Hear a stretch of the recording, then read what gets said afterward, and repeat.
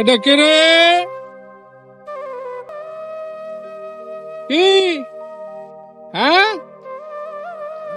কোথায় গেছো?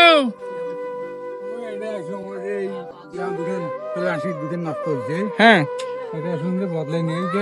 নাই প্লাস্টিক আছে, কোথায় গেছেন? ওই নাট খোলা মোবাইল বদলে ভাত খাইছো? ভাত খাইছো? ভাত খাইছো? কি কয় ভাত খাইছো? কি দিখাছিস কয়া কর ভাত কি দিয়ে খাইছো? গোস্ত দিয়ে খাইছো? গোস্ত দিয়া? হ্যাঁ,